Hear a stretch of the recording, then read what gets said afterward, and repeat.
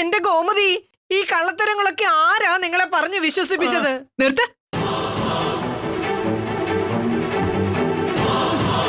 ഇപ്പോഴും സത്യം പറയാൻ നിങ്ങൾ ഒരുക്കല്ല അല്ലേ? ഞാൻ ഈ പറഞ്ഞ കാര്യങ്ങളൊന്നും ഞങ്ങൾ എവിടുന്നും മനസ്സിലാക്കിയതല്ല.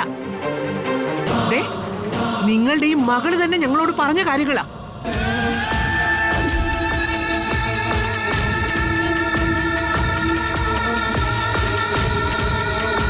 ഇതൊക്കെ നിങ്ങളുടെ പ്ലാനിങ് ആയിരുന്നു അല്ലേ? എന്റെ ഈ അച്ഛൻ എത്രമാത്രം നിങ്ങൾ വിശ്വസിച്ചെന്നറിയോ? എന്റെ അമ്മയ്ക്ക് നിങ്ങളുടെ ഭർത്താവെന്ന് പറഞ്ഞ എത്രമാത്രം ബഹുമാനവും സ്നേഹവും.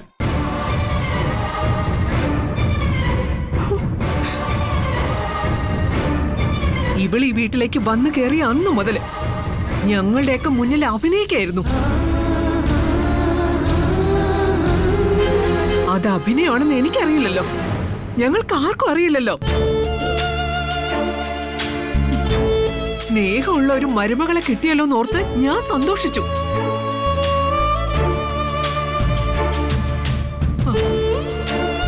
എന്റെ അനുവിനെ സ്നേഹിക്കുന്നതിലും കൂടുതൽ ഞാൻ ഇവളെ സ്നേഹിച്ചു.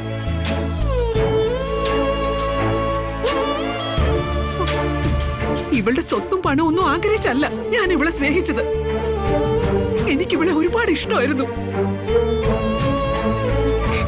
എനിക്കെന്തെങ്കിലും സംഭവിച്ച ഞാനത് വീണു പോയ എല്ലാവരെയും ഒത്തൊരുമയോട് നിർത്തി ഈ കുടുംബം മുന്നോട്ട് കൊണ്ടുപോകാൻ ഇവൾക്ക് കഴിയുമെന്ന് ഞാൻ കരുതി. അത്രയും ഞാൻ ഇവളെ വിശ്വസിച്ചു. ആ എന്നെയാ ഇവളും നിങ്ങളും ചേർന്ന് ചതിച്ചത്.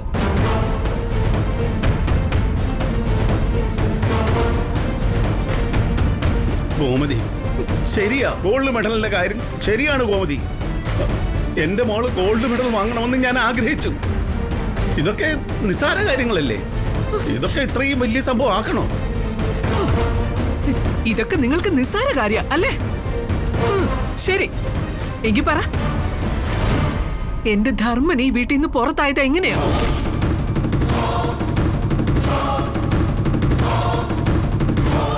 അത് ചോദിച്ച കേട്ടില്ലേ? ധർമ്മൻ ഇവിടുന്ന് പോകാനുള്ള കാരണം എന്താണെന്ന്. പിന്നെ എല്ലാവർക്കും അറിയാമല്ലോ. എന്തറിയാനാ? എല്ലാവർക്കും എന്തറിയാനാ? അല്ല, അത് പിന്നെ ധർമ്മൻ ഗോമതി സ്റ്റോറിന് പൈസ എന്തോ പൈസ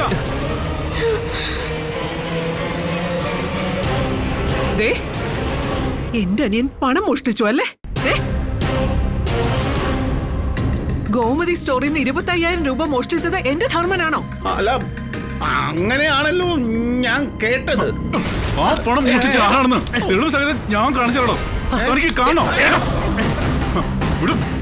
വിടണേ, ഞാൻ കാണിക്കട്ടെ ഇയാളെ.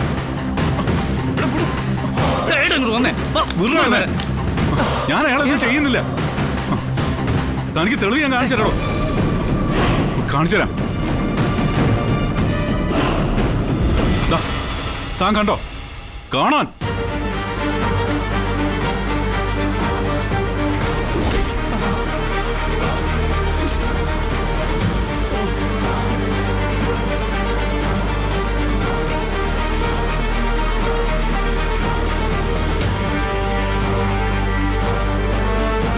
ഇത്രയും തെളിവ് മതിയോടോ? എടോ, ഇത്രയും തെളിവ് മതിയോന്ന്?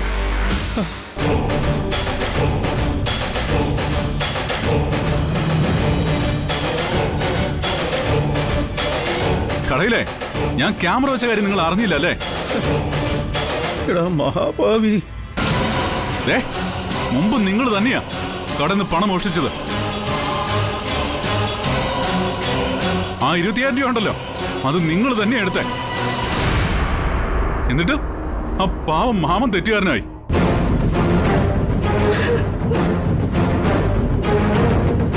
എല്ലാ ബഹുമാനത്തോടും കൂടിയാ നിങ്ങളെ ഞാൻ ഉദയഭാനു സാറെന്ന് വിളിച്ചത്.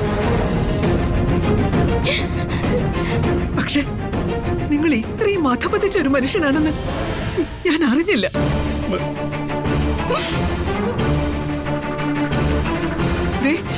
നിങ്ങളെയും നിങ്ങളുടെയും മകളെയും കുറിച്ച് എല്ലാ സത്യങ്ങളും മനസ്സിലാക്കിയ ശേഷം ആരോടൊന്നും തുറന്നു പറയാൻ കഴിയാതെ എന്നെ ഈ മോനെല്ലാം സഹിക്കായിരുന്നു.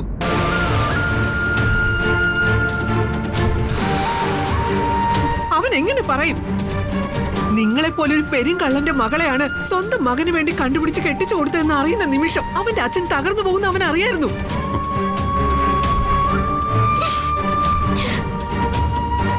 ബാലേട്ടനെ അത്രയേറെ സ്നേഹിക്കുന്നത് കൊണ്ട് മാത്രം ഇത്രയും നാളും ആരോടും ഒന്നും പറയാതെ ഇവനെല്ലാം ഉള്ളിൽ ഒതുക്കിക്കൊണ്ട് നടന്നത്.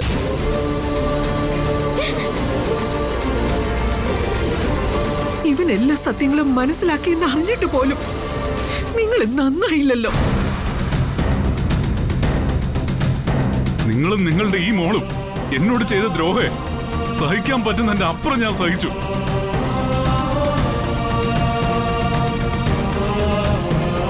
എന്റെ ഈ പാവ അച്ഛനെ കുടുംബത്തിനെ എല്ലാം ഓർത്ത് ഇവിടെ ആരും വേദനിക്കരുതെന്ന് കരുതിയിട്ട്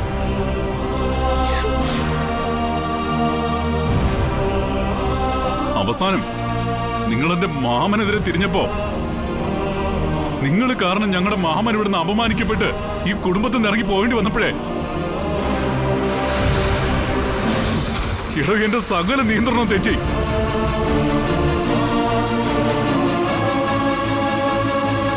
കേട്ടോ, ദൈവം എന്നൊരാളെ മുകളിലുണ്ട്.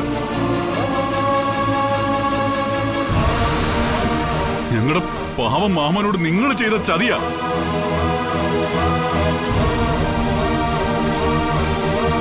നിങ്ങൾ വളരെ വിദഗ്ധമായിട്ട് ഒളിപ്പിച്ച സകല കള്ളത്തരവും ഇപ്പൊ വെളിവരാൻ കാരണം അറിയോ?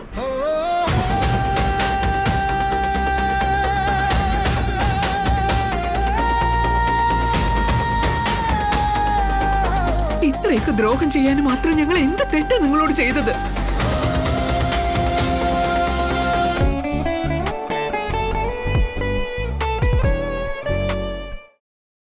ഇത്രയൊക്കെ ദ്രോഹം ചെയ്യാൻ മാത്രം ഞങ്ങൾ എന്ത് തെറ്റാ നിങ്ങളോട് ചെയ്തത്?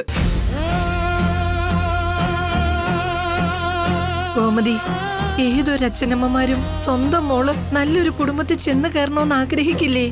ഞങ്ങളും അത്രേ ആഗ്രഹിച്ചുള്ളൂ. അതിനു വേണ്ടി മോളൊരു നല്ല കുടുംബത്തിലേക്ക് ചെന്ന് കയറണമെന്ന് മാത്രമല്ല, സ്വന്തം കുടുംബം കൂടി നന്നാക്കണമെന്ന് ഒരു അമ്മ ചിന്തിക്കണം.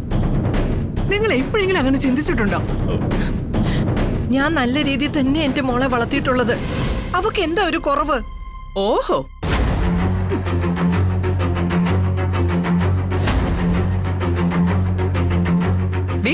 നിന്റെ അമ്മ പറഞ്ഞത് കേട്ടില്ലേ?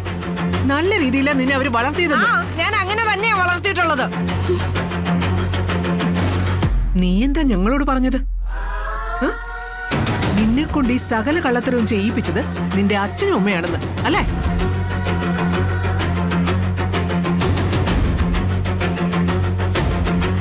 ഇത് നീ സമ്മതിച്ച കാര്യമല്ലേ?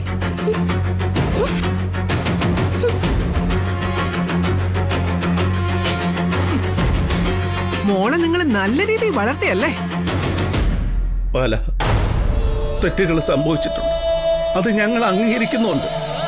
നമുക്ക് രണ്ടു കൂട്ടർക്കും ഇരുന്ന് സംസാരിക്കാം. എന്തിനും ഒരു പോംവഴി വേണമല്ലോ. ഹോ, തെറ്റ് സംഭവിച്ചെന്ന് നിങ്ങൾ ഇപ്പോഴെങ്കിലും അംഗീകരിച്ചല്ലോ.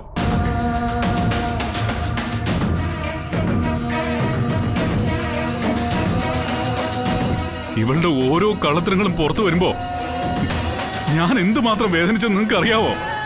മോനെ, അതുകൊണ്ടാണല്ലോ നമുക്ക് രണ്ടു കൂട്ടർക്കും ഇരുന്ന് സംസാരിച്ച് ഈ പ്രശ്നം തീർക്കാമെന്ന് പറഞ്ഞത്. അങ്ങനെ അവസാനിക്കത്തില്ല. ഞങ്ങളുടെ കൂട്ടത്തിൽ ഏറ്റവും പാവം ആനന്ദേട്ടന്. ആ പാവത്തിനെ നിങ്ങൾ ഈ പരുവത്തിലാക്കിയത്.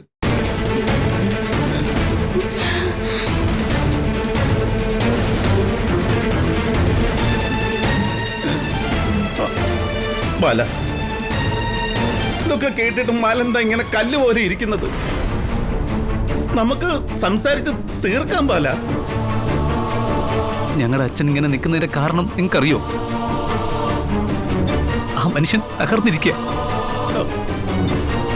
സ്വന്തം മക്കളെ ഏറ്റവും കൂടുതൽ സ്നേഹിച്ച ഒരു അച്ഛനാ.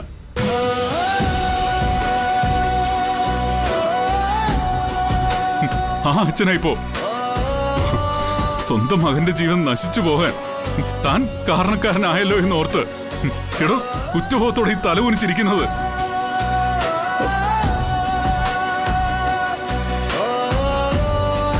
ബാല, ബാലൻ എന്നോട് ക്ഷമിക്കണം. കുറെ കള്ളത്തരങ്ങൾ എനിക്ക് പറയേണ്ടി വന്നിട്ടുണ്ട്. ഗോമതി പറഞ്ഞതൊക്കെ സത്യമാ. എന്റെ മോള് 10ാം ക്ലാസ് വരെയേ പഠിച്ചിട്ടുള്ളൂ.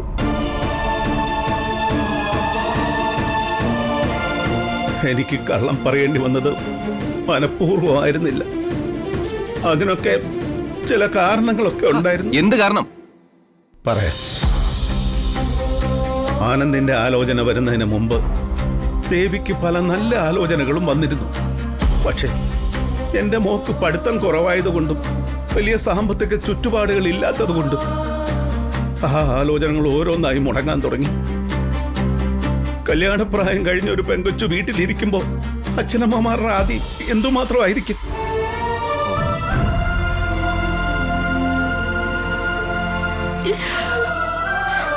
അങ്ങനെ ഇരിക്കുമ്പോഴാ ഞങ്ങളൊരു ജ്യോത്സ്യനെ പോയി കണ്ടത്. പ്രശ്നം വെച്ച് നോക്കിയപ്പോ ദേവിയുടെ ജാതകത്തിൽ ഒരു ദോഷമുണ്ടെന്ന് ജ്യോത്സ്യം പറഞ്ഞു. ദോഷം? എന്തു ദോഷം? ഇവളുടെ ജാതകത്തിൽ എന്തു ദോഷം ഉണ്ടായിരുന്നത്? അയ്യോ ഗോമതി, അത്ര വലിയ ദോഷമൊന്നും ആയിരുന്നില്ല. ആ ദോഷം എന്താണെന്നാ ചോദിച്ചത്. എന്തെല്ലാം കള്ളത്തരങ്ങളാണ് ഈശ്വര പുറത്തു വരുന്നത്. ബാല, ഞാൻ ഇരിക്കുകയല്ല, ചെയ്തതൊക്കെ തെറ്റാണ്.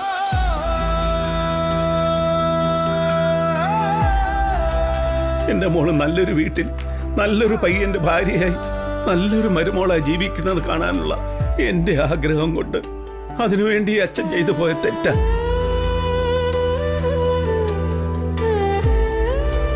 അതിനുവേണ്ടി ഞാൻ ബാലന്റെ കാല് പിടിക്കാം. എന്നോട് ക്ഷമിക്കും.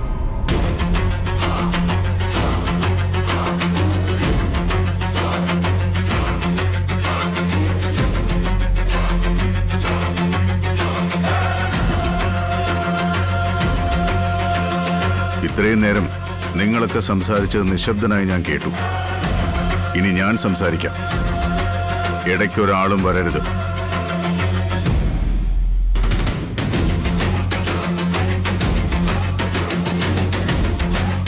ഞാനൊരു സാധാരണ പലചരക്കടക്കാരനാണ്. അതല്ലാതെ എനിക്ക് വേറെ ജോലിയൊന്നും അറിയില്ല. കടയിൽ നിന്ന് കിട്ടുന്ന ന്യായമായ ലാഭം, അതുകൊണ്ടാണ് ഞാനും എൻ്റെ കുടുംബവും ജീവിക്കുന്നത്. കടയിൽ ലോഡ് വരുന്ന മല്ലിയും മുളകുമൊക്കെ ചിലപ്പോൾ ഒരാഴ്ച കഴിയുമ്പോൾ പൂത്തുപോകും. സാധാരണ കച്ചവടക്കാര് ആ പൂപ്പൽ വന്ന ഭാഗം മാറ്റിയിട്ട് മല്ലിയും മുളകും വിൽക്കും. അല്ലെങ്കിലേ അവർക്ക് നഷ്ടമാണ്. പക്ഷേ ഞാൻ ഒരിക്കലും അങ്ങനെ ചെയ്യാറില്ല. ചെറിയൊരു പൂപ്പൽ കണ്ടാൽ ചാക്കോട് കൂടി അതെടുത്ത് കളയും. അത് എന്തുകൊണ്ടാണെന്നറിയോ? എന്റെ കടയിൽ സാധനം വാങ്ങാൻ വരുന്നവർക്ക് എന്റെ മേലൊരു വിശ്വാസമുണ്ട്. നഷ്ടം സഹിച്ചും ആ വിശ്വാസം സംരക്ഷിക്കേണ്ടത് എന്റെ ഉത്തരവാദിത്വമാണെന്ന് ബോധമുള്ളതുകൊണ്ടാണ്. ജീവിതത്തില് ഇന്നേ വരെ ഒരു മനുഷ്യനെയും ഞാൻ പറ്റിച്ചിട്ടില്ല. എന്റെ മക്കളെ ഞാൻ ആ രീതിയിലാണ് വളർത്തിയത്. ബാലനോ ബാലന്റെ മക്കളോ ചതിച്ചുവെന്ന് ഒരാളും ഒരിക്കലും പറയില്ല.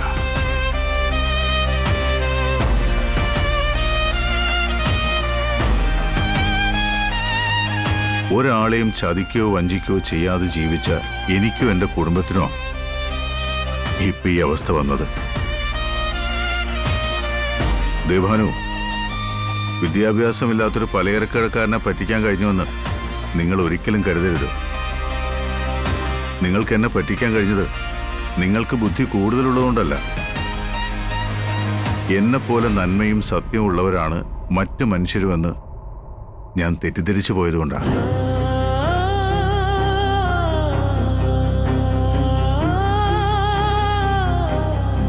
ബാല, എത്രമാത്രം ഞാൻ നിങ്ങളെ വിശ്വസിച്ചു, ബഹുമാനിച്ചു. നിങ്ങളെ ഓർത്ത് ഞാൻ എന്തുമാത്രം അഭിമാനിച്ചിട്ടുണ്ട്. അങ്ങനെയുള്ള എന്നോട് ഈ ചതി ചെയ്യാൻ നിങ്ങൾക്ക് എങ്ങനെ തോന്നി? എന്റെ മരുമകളെ ഒരു MA-കാരി ആയിരിക്കണമെന്ന് ഞാൻ എപ്പോഴെങ്കിലും പറഞ്ഞിട്ടുണ്ടോ? ഒരു കോടീശ്വരന്റെ മോളെ കൊണ്ട് ഞാൻ എന്റെ മകനെ കെട്ടിക്കുമെന്ന് ഒരിടത്തും പറഞ്ഞിട്ടില്ല. അങ്ങനെ പറയുകയില്ല. നിങ്ങൾക്ക് എന്നോട് മാന്യമായിട്ട് പറയായിരുന്നല്ലോ എന്റെ മോള് 10ാം ക്ലാസ് വരെ പഠിച്ചിട്ടുള്ളൂ എന്ന്. നിങ്ങളത് ചെയ്തോ? സർട്ടിഫിക്കറ്റിന്റെ കാര്യം ഞാൻ ചോദിച്ചപ്പോഴൊക്കെ പലതും പറഞ്ഞ് നിങ്ങൾ ഒഴിഞ്ഞു. എന്നെ അത്രയ്ക്ക് വിശ്വാസമുള്ളതുകൊണ്ടാ ആ സ്കൂളിന്റെ മാനേജര് സർട്ടിഫിക്കറ്റ് പോലും നോക്കാതെ നിങ്ങളുടെ മകൾക്ക് അവിടെ ജോലി കൊടുത്തു. അപ്പോഴെങ്കിലും സത്യം നിങ്ങൾക്ക് എന്നോട് തുറന്നു പറഞ്ഞുകൂടായിരുന്നോ? യാഥാർത്ഥ്യം എന്താണെന്ന് ആ മാനേജർ കണ്ടെത്തിയിരുന്നെങ്കിൽ എന്റെ അവസ്ഥ എന്താകുമായിരുന്നു? അയാളുടെ മുമ്പിൽ ഞാനൊരു വഞ്ചകനായി മാറില്ലേ?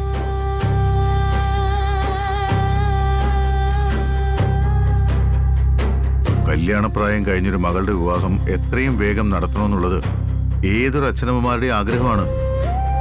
പക്ഷേ അതിങ്ങനെ ആയിരുന്നില്ല നടത്തേണ്ടിയിരുന്നത്.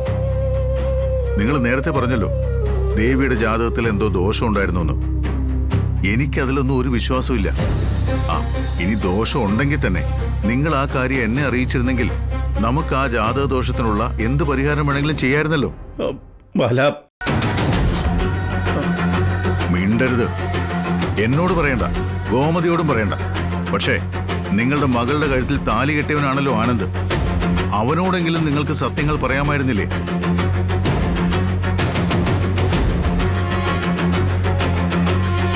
നിങ്ങൾ ഞങ്ങളോട് ചെയ്തതൊക്കെ എനിക്കോ എന്റെ കുടുംബത്തിനോ ഒരിക്കലും ക്ഷമിക്കാൻ പറ്റുന്ന കാര്യങ്ങളല്ല.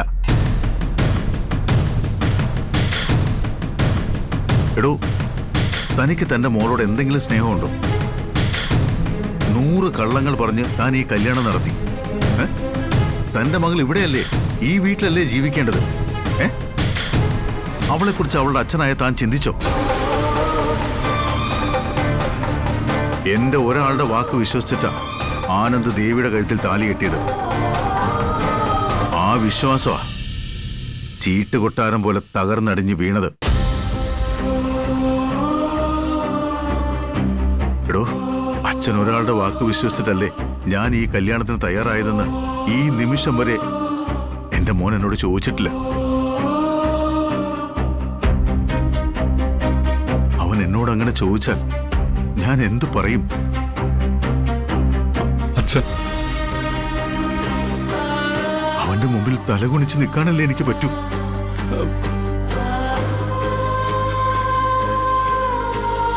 ഇനി അവന്റെ ജീവിതം എന്തായി തീരും? പറയടോ. ചെയ്തതെല്ലാം തെറ്റാണ്, ഞാൻ സമ്മതിക്കുന്നു. പൊറുക്കണം. ഞാൻ പറഞ്ഞതുപോലെ അതെല്ലാം അനുസരിക്കുക മാത്രമേ എന്റെ മോള് ചെയ്തിട്ടുള്ളൂ.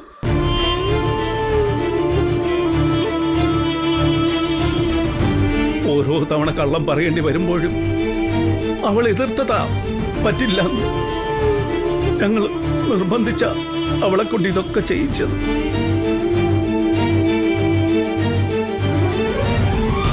ഞാനും സ്ത്രീകളെയും തെറ്റുകാരാ, പക്ഷെ എന്റെ മോള് നിരപരാധിയാ.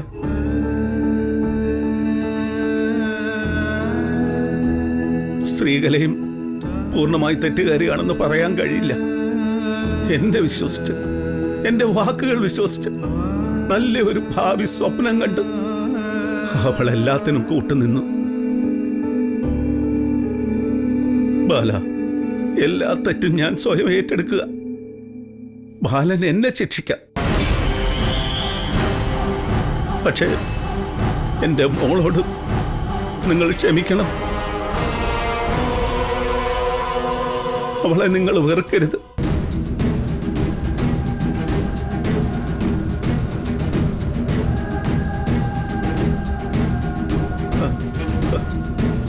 പറ മോളെ, നിന്റെ ബാലച്ചനോട് പറ, എല്ലാം ഈ അച്ഛൻ കാരണമാണെന്ന് പറ.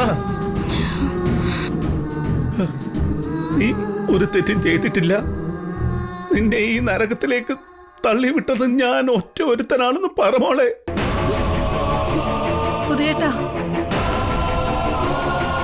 സത്യമല്ലേ ശ്രീകൾ? നമ്മൾ പറഞ്ഞത് കൊണ്ടല്ലേ ഈ കള്ളത്തരത്തിനൊക്കെ നമ്മളെ ദേവി മോൾ കൂട്ടു നിന്നത്? നമ്മളല്ലേ തെറ്റുകാരി?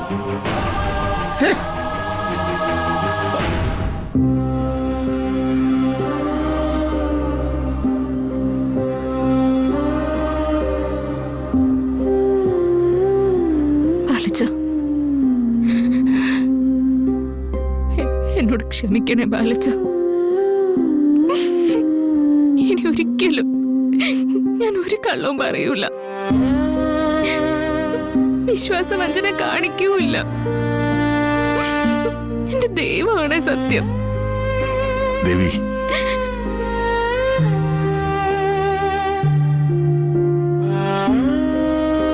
നിന്നെ ഇനി ഈ വീട്ടിൽ ആരെങ്കിലും വിശ്വസിക്കുമെന്ന് നിനക്ക് തോന്നുന്നുണ്ടോ?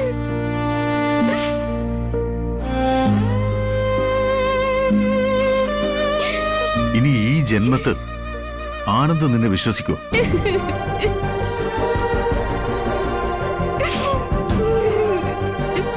മതി, നിർത്ത് നിന്റെ കരച്ചില്. എന്നെ എന്റെ കുടുംബത്തിനെയും ചതിച്ച ഉദയഭാനുവിന്റെ മകള് ഇനി ഈ വീട്ടിലുണ്ടാകാൻ പാടില്ല.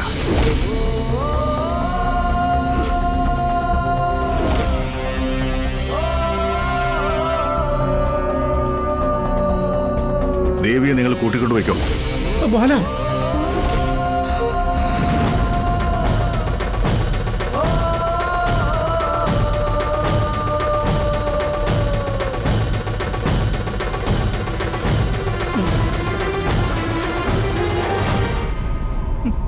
ബാലേട്ടൻ പറഞ്ഞത് കേട്ടില്ലേ? മകളെയും കൂടി ഇവിടുന്ന് പോകാൻ നോക്ക്. ഇനി ഇവളെ ഈ വീട്ടിൽ വേണ്ട. അമ്മ, എന്നെ ഇവിടുന്ന് പറഞ്ഞു വിടല്ലേ അമ്മ. ദേവി, നീ കരയാതിരിക്കേ. നീ എങ്ങോട്ട് പോകുന്നില്ല. ഇതേ നിന്റെ ഭർത്താവിന്റെ വീടാ. നീ ഇവിടെ തന്നെ നിൽക്കും. ഉദയേട്ടാ, നമ്മുടെ മോളെ നമ്മൾ കല്യാണം കഴിച്ചു വിട്ടത് ഈ വീട്ടിലേക്കാ. ഇവിടുന്ന് അവൾ എങ്ങോട്ട് പോകുന്ന പ്രശ്നമേ ഇല്ല.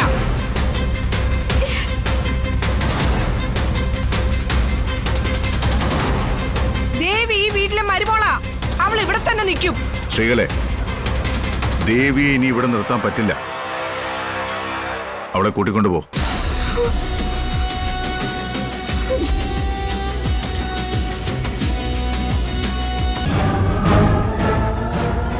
എന്റെ മോളെ വഴിയാധാരം ആക്കിയിട്ട് ദേവമംഗലത്തുള്ള ഒരാളും സുഖമായിട്ട് ജീവിക്കാന്ന് നീ ഒന്നും വിചാരിക്കട്ടാടാ. നിങ്ങൾ എന്തായി പറയുന്നേ? ഒരു കാര്യമില്ല, നിങ്ങളുടെ മോളെ ഇവിടുന്ന് പുറത്താക്കിയോ? ഒരു പെണ്ണിനോട് ഇങ്ങനൊക്കെ ചെയ്യാമോ? അമ്മ പറ. നിങ്ങളൊരു അച്ഛനല്ലേ? ഇപ്പം മിണ്ടാതെന്നാ നിങ്ങളുടെ മകളുടെ ഭാവി പോവും. ഈ നാട്ടിലുള്ള എല്ലാവരും കേൾക്കാൻ പറയാ, ഞങ്ങൾ ഈ വീടിന്റെ ഫ്രണ്ടിൽ സത്യാഗ്രഹം ഇരിക്കാൻ പോവാ. വെറും സത്യാഗ്രഹമല്ല, എന്റെ മോക്ക് നീതി കിട്ടുന്നത് വരെ ഈ ഉദയഭാനു ഇവിടെ നിരാഹാരം കിടക്കാൻ പോവാ.